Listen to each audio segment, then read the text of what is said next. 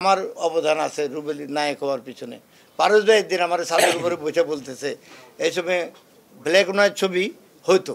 পারস ভাই আমার বললো, কেউ জানে না এটা, বললো যে আপনাদের রুবেল থেকে একটা ছবি বানান আপনারা, মার্শাল আর্টের, আমি থাকবো না এটাতে, আপনারা না রুবেলের নিয়ে বানান। তারপরে 25,000 টাকা ফি ফিল্মে ছিল ব্ল্যাক অ্যান্ড হোয়াইট নেগেটিভ বিক্রি করার জন্য। তো পারস ভাই আমার কথা হয়েছে, এরা তো জানে না, বললে দেখি আমাদের সব নতুন লোক নেন, হাসান তাসন ক্যামেরাম্যান, এডিটার, এই শহীদুল কুকুরের নাম আমি বলছি, মারা গেছে ব্যস্ত দায়ল করুক, রুবেল এরপরকে জানে না, এটা কেউ জানে না। তাই আমার বললো এর আগে একটা ছবি দিয়েছিল পারভেজ ভাই শিষ্য হিসাবে, এই ছবি সুপার ফ্লপ হয়ে গেছিলো, গরম মশলা।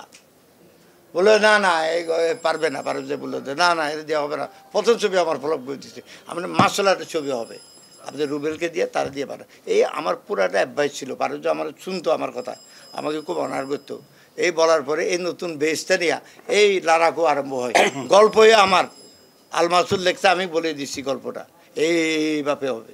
তো এখান থেকে তো সৃষ্টি হলো, তার ছবি রিলিজ হলো, মাস্টার সামুরাই করলাম আমরা, যেহেতুগুলি মার্শাল আর্টের ছবি করছি, হল পুরো মানুষ, আমরা সাকসেসফুল। এইসব ছবি হলে এখনও চলবে।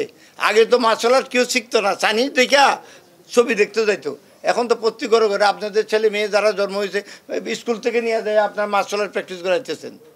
হ্যাঁ, এই যে এর কথা বললাম, এই যে পিচ্ছি, ও তো মনে নাই, ওর মা তো অভিনয় করতো আনোয়ার আফা, আমার বললো যে আমার মেয়েটারে শিখো, আমি শিখাইতাম ওরে, ও তো বুঝতো না এসবে, বাংলাদেশে অনেক কেউ জানতো না।